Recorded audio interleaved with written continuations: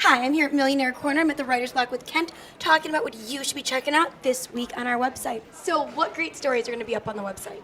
I have my sports blog on the site today, which is about the amount of money that professional athletes pay in taxes, looking at Major League Baseball, the National Basketball Association, and the National Football League.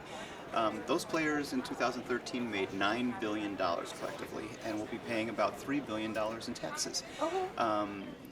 There are states, I did a story last week about the states in the union that don't have income tax. They do have dogs, though, in other states. Okay, let's try that again. So, There are states in the union that don't have income tax, and professional athletes know that, or at least their agents know that.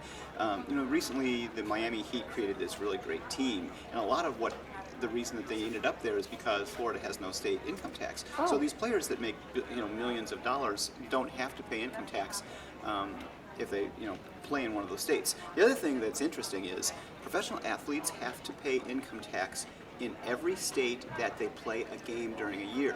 So they travel to all these different sites, right? So you can have a professional athlete that has to file income tax in, say, 25 states every year because they have to pay taxes for the period of time that they are in that state. That's a fun fact. that is a good fact, and that really does cut into their net income. Right, and it's also how athletes get in so much trouble with taxes. You have to have a pretty good agent, you have to have a pretty good tax person to be able to handle all that requirement. Absolutely.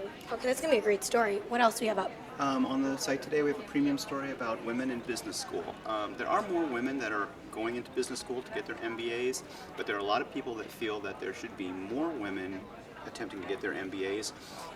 And there's a culture supposedly in business school. It's like an old boys network kind of thing that keeps women from going in because they feel like they're either mistreated or disregarded.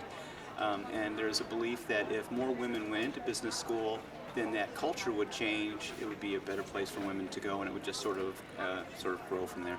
Okay, great. Anything else that's going to be up on the website in this coming week that our viewers should be looking forward to? On Monday, I have a story about global health care donations. It's actually up.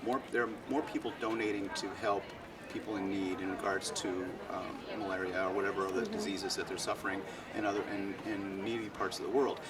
But those donations aren't necessarily coming from governments. They're coming from private donations. A lot of governments are in the same boat as the U.S. is in terms of finances and having budget problems. So some countries are decreasing the amount of money they donate, but private citizens and private organizations are actually donating more. So that the amount of money that's being donated on a global basis is actually up. Okay, so what on Good Friday are we talking about on the blog? Well, a couple of stories to talk about. My blog this week, April 16th was the 125th birthday of Charlie Chaplin. Remember Charlie Chaplin? Yes. And it was 100 years ago that he debuted his character, the Little Tramp. So I was thinking, 100 years, and that character is still indelible. I was wondering, what stars of today will people still be talking about in 100 years? Will they be talking about Will Ferrell? Will they be talking about Meryl Streep? Will they be talking about Tom Hanks? So that's on my blog this week. On Monday, I have an interview with one of the top art curators in the country named Chip Tom. And we'll be talking about the art market, which is one of the most popular collectibles for high net worth.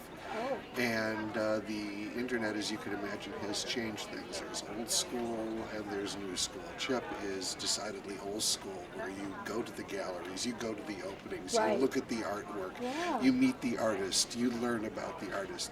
Today, people, believe it or not, will email a gallery and say, I've got this wall, here's how big the wall is, I need some artwork, fill it up. And then the technology is such that the artwork can Photoshop, a proposed painting or a proposed purchase onto the picture of the wall so they could see what it looks like. Yeah.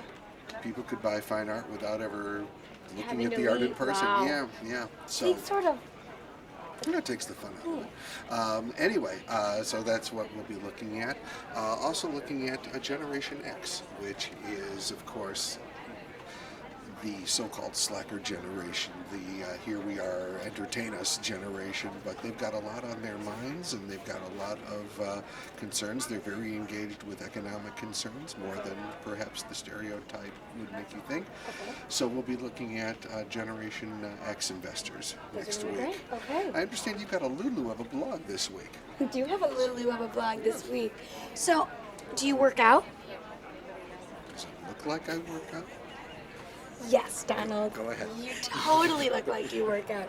And we're going to be talking about activewear. So, Lululemon is a great brand that has men, for Donald, and women, for me, clothing that is made of this special material called Luin. And the material is in all of their clothing, and it's breathable, and it has this really nice, comfy texture to it, and it lasts forever.